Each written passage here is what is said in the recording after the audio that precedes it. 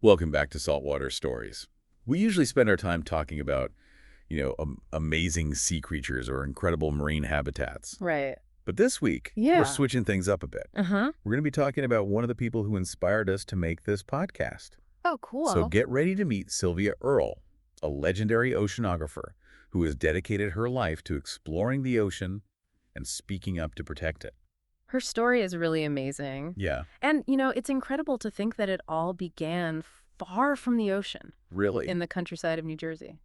Wow, so how did she go from a farm to exploring the ocean depths? Well, her early years were spent surrounded by nature, exploring the woods and streams near her home. So she was always outside as a kid. Oh, absolutely. Yeah. She developed this strong sense of curiosity about the natural world. It sounds like her parents really encouraged her love of nature. They did. They really encouraged her to observe closely and ask questions about the world around her. Oh, that's great.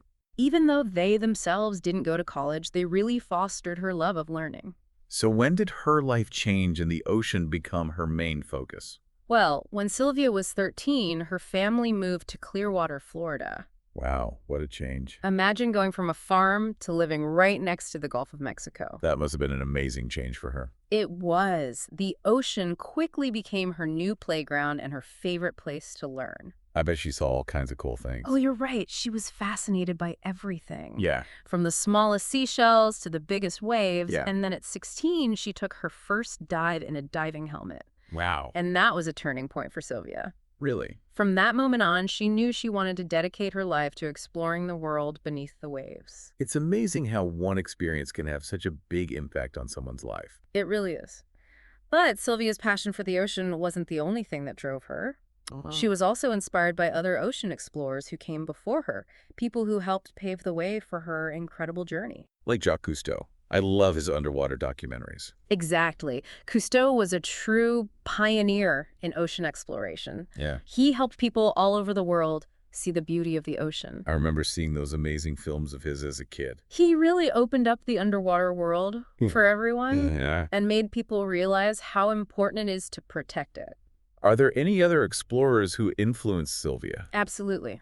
Another one is William Beebe, Right. who in the 1930s descended into the deep ocean in a tiny steel sphere called a bathysphere. Wow, a tiny steel sphere. That sounds a little scary. It does, doesn't it? Yeah, But Beebe was fearless. he had to be. He showed the world that the deep sea wasn't just an empty void.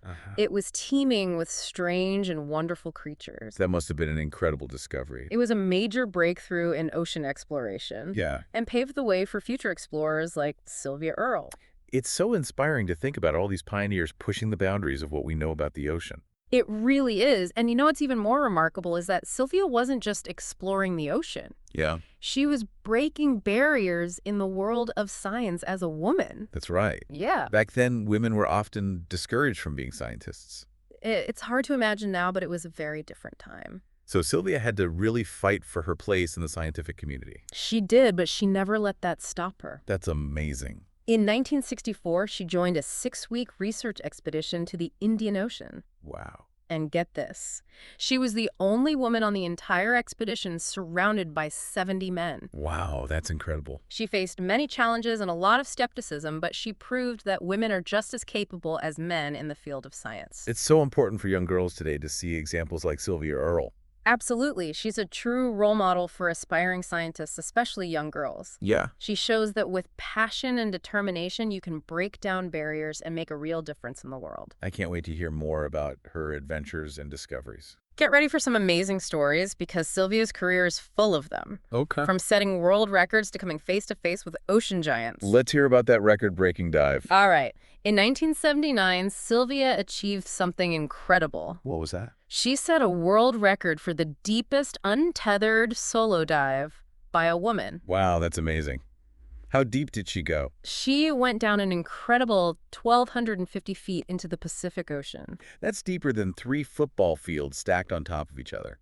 I can't even imagine the pressure at that depth. The pressure is intense down there. Yeah. And that's why she wore a special suit called a gym suit. Okay. It protected her from that crushing weight of all that water. What did she see down there in the darkness? She witnessed amazing things like glowing bioluminescent creatures Wow. that light up the deep sea with their own light. That must have been a sight to behold. It was. And very few people have ever witnessed such wonders firsthand. I bet she has some amazing stories about encountering ocean giants, too. You bet. Sylvia has had some incredible encounters with some of the ocean's most magnificent creatures, especially whales. Did she actually get to swim with whales? She did. On one filming expedition, she spent over 2 hours in the water with 5 whales. Imagine that. Wow, swimming with whales. That's a dream come true. It's a truly unforgettable experience. Imagine being surrounded by those gentle giants in their natural environment. I can only imagine how awe-inspiring that must have been. Hmm. Did she have any other encounters with whales? She did. She actually followed sperm whales on their migration all over the world, from Hawaii to New Zealand. Wow, she traveled with whales. That's incredible. What else did she study in the ocean? Sylvia has always been fascinated by the mysteries of the deep sea, especially unique environments like hydrothermal vents. We're hydrothermal vents. They're like underwater volcanoes Okay. that spew out hot water and chemicals from deep inside the earth. That sounds dangerous. Is there anything living near those vents? That's what's so amazing. Even though there's no sunlight, life thrives around these vents. No sunlight. How is that possible? It's incredible, right? Yeah. Instead of relying on sunlight, these creatures use a process called chemosynthesis to get energy from the chemicals released by the vents. That's mind-blowing. So life can exist in the ocean without sunlight. Exactly. It makes you wonder what else is out there waiting to be discovered. That's what makes exploring the deep sea so exciting. Yeah. It's full of surprises and constantly challenges what we think we know about life on Earth. It's like another planet down there. So Sylvia's work wasn't just about adventure. It was about understanding the ocean and protecting it. You got it. And one of her biggest passions is protecting coral reefs. Why are they so important? They're incredibly diverse ecosystems. They're often called rainforests of the sea Okay, because they support such a vast array of life. but I know they're also really vulnerable. Unfortunately, that's true. Climate change, pollution, and overfishing are harming coral reefs all over the world. That's really sad. What is Sylvia doing to protect them? She's been a strong advocate for reducing our impact on the ocean Okay. and stresses the importance of things like cutting back on harmful emissions, making sustainable seafood choices, and creating marine protected areas. So it's not just about protecting individual species. It's about protecting entire ecosystems. Exactly. Everything in the ocean is connected, and what we do on land affects the health of the sea. It sounds like her work goes beyond science. It does. She's really helping us to understand that the ocean is not just this vast, empty space. Yeah. It's a living, breathing world that's essential for all life on Earth. We need to take care of it. Absolutely. Sylvia's journey from the farm to becoming a world-renowned oceanographer is really fascinating. Where did she begin her formal education? Well, she started at Florida State University, where she studied plants, Plants. majoring in botany. I thought she loved the ocean. She did, but she realized to truly understand plants in the ocean, she needed to study them in their environment. Oh, So she learned to scuba dive. wow, in the 1950s. Was that unusual for women back then? It was. At that time, very few scientists, let alone women, ventured beneath the waves. So she was a pioneer in more ways than one. Exactly. She earned her master's degree at Duke University, focusing on algae in the Gulf of Mexico. Algae, so like seaweed. Yes, but it's much more than just seaweed. Okay. Algae are incredibly important. They're the base of the marine food chain, just like plants on land. Okay, I never thought of it that way. Sylvia's research helped us understand how crucial algae are for all ocean life. So after her master's degree, she kept studying. She did. She stayed at Duke to earn her PhD, and this is where her dedication really shines. What did she do for her PhD?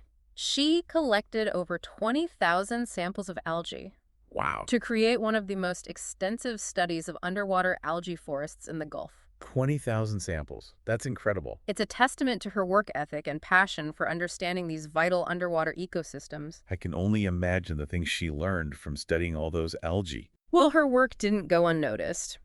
In 1966, she earned her doctorate and quickly became recognized in the field of marine science. From farm girl to a PhD studying the ocean, that's pretty amazing. It is, and remember, this was all during a time when women in science faced significant obstacles. It's hard to believe that people still had those kinds of prejudices back then. It was a different time, but Sylvia never let those doubts stop her. What kind of challenges did she face? Well, some people simply didn't believe a woman could handle the physical demands of exploring the ocean. Did that stop her? Not at all. She persevered and even used those doubts as fuel to achieve even greater things. So she never gave up. Never. She was even rejected from a teaching assistant position just because she was a woman. It's just wrong. How did she react to that? She didn't let it get her down and went on to lead that groundbreaking expedition to the Indian Ocean, where she was the only woman among 70 men. What did she learn from those early expeditions? Sylvia wasn't just exploring, she was studying and observing, trying to unlock the ocean's secrets. One of the things that fascinated her most was the deep sea. Why the deep sea? It seems so dark and scary. It can be, but that's part of what makes it so fascinating. It's a mysterious world, Yeah. full of creatures that have adapted to survive in extreme conditions. Like those bioluminescent creatures you mentioned. Exactly. They live in total darkness and have evolved incredible ways to create their own light. That's so cool.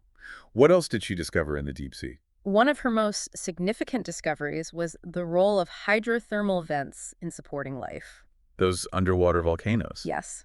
For a long time, scientists thought that life in the ocean needed sunlight to survive. Right. But then they discovered these vents spewing hot, chemical-rich water from deep inside the earth. Yeah. And around those vents, thriving ecosystems completely independent of sunlight. That's amazing. So life can exist in the ocean without sunlight. It does. It makes you wonder what else is out there. That's what makes exploring the deep sea so exciting. It's full of surprises and constantly challenges what we think we know about life on Earth. It's like another planet down there. So Sylvia's work wasn't just about adventure. It was about understanding the ocean and protecting it. You got it. One of her biggest passions is protecting coral reefs. Why are these so important? They're incredibly diverse ecosystems, often called rainforests of the sea, because they support such a vast array of life. But I know they're also really vulnerable. Unfortunately, that's true. Climate change, pollution, and overfishing are harming coral reefs around the world. That's really sad. What is Sylvia doing to protect them? She's been a strong advocate for reducing our impact on the ocean. Okay. She stresses the importance of things like cutting back on harmful emissions, making sustainable seafood choices, and creating marine protected areas. So it's not just about protecting individual species, it's about protecting entire ecosystems. Exactly. Everything in the ocean is connected, and what we do on land affects the health of the sea. It sounds like her work goes beyond science. It does. She's helping us understand that the ocean is not just this vast empty space. It's a living world, essential for all life on Earth. And we need to take care of it. Absolutely. I know Sylvia is a scientist and an explorer, but she's also a mother, right? She is. She has 3 children. Wow. How did she balance motherhood with such a demanding career? It couldn't have been easy, but she found a way. Her children often joined her on expeditions growing up with the ocean as their playground. Wow. What a childhood that must have been. Learning about the ocean from their mom, a world-renowned oceanographer. It really is remarkable. She managed to combine her personal life with her passion and inspire her children along the way. Her love for the ocean really is contagious. It is. And that passion has led her to some incredible places, including a very important role with NOAA.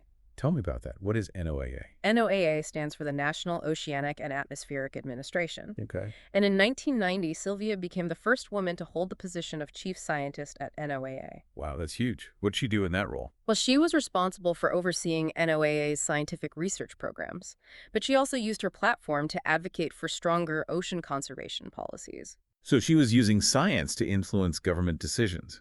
Exactly. She understood that science and policy need to work together if we want to protect the ocean. What did she accomplish at NOAA? She helped expand the network of marine protected areas in the United States and played a key role in developing international agreements on ocean conservation. It sounds like she's making a real difference at a high level. She was.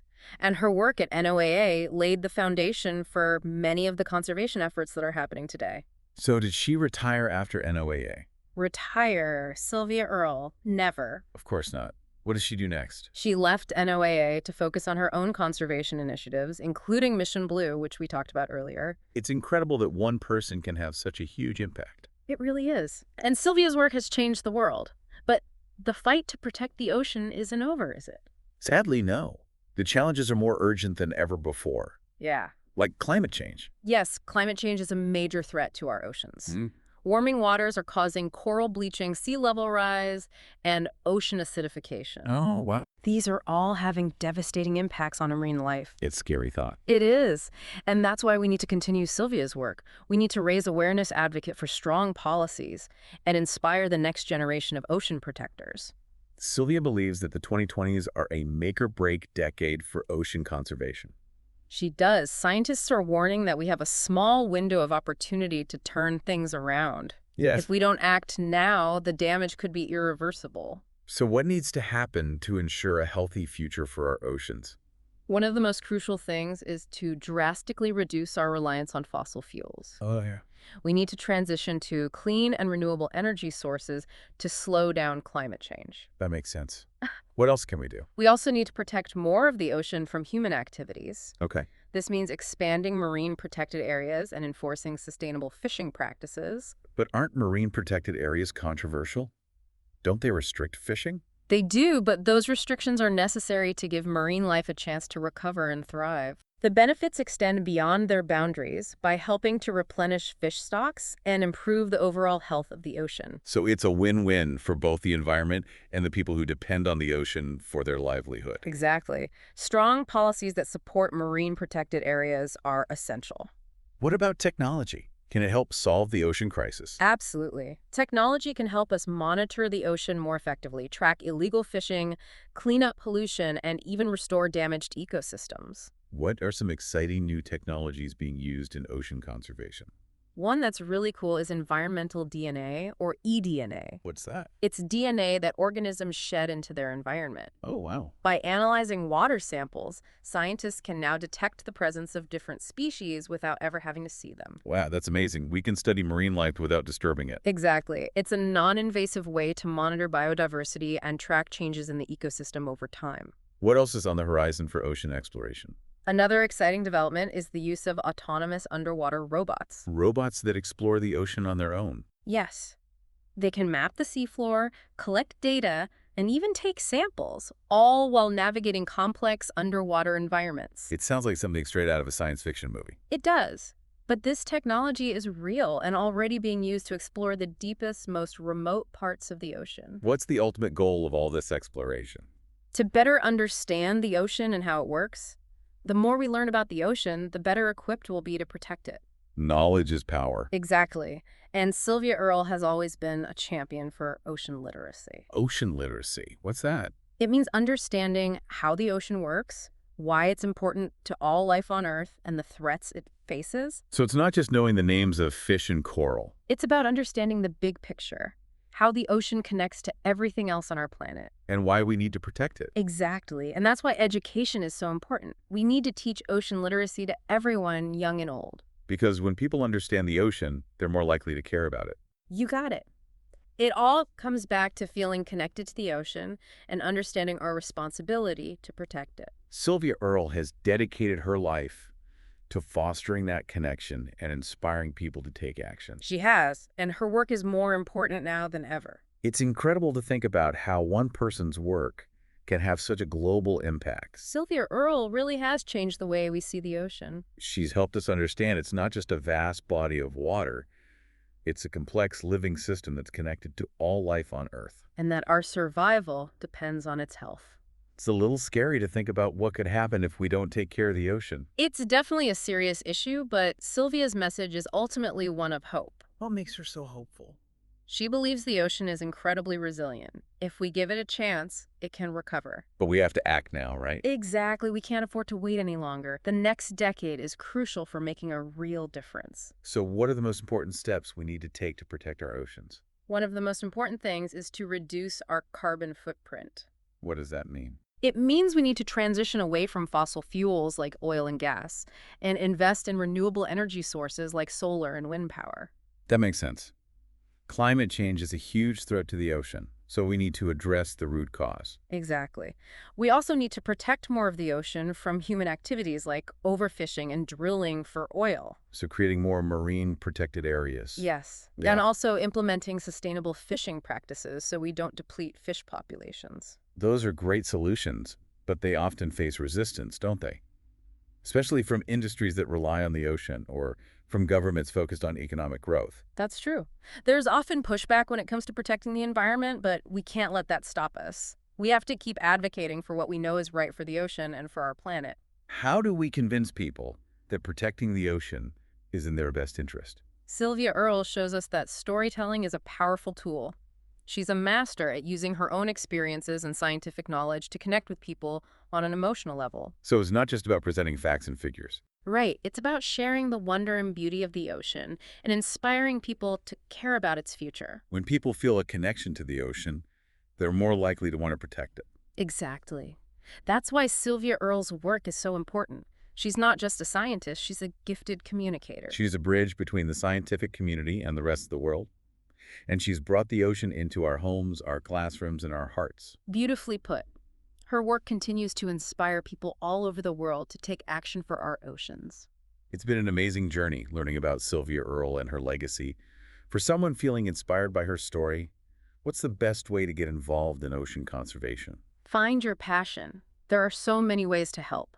You can volunteer with a local organization, reduce your own plastic use, advocate for stronger ocean policies. Every little bit makes a difference. What's the most important thing to remember? Don't be afraid to speak up.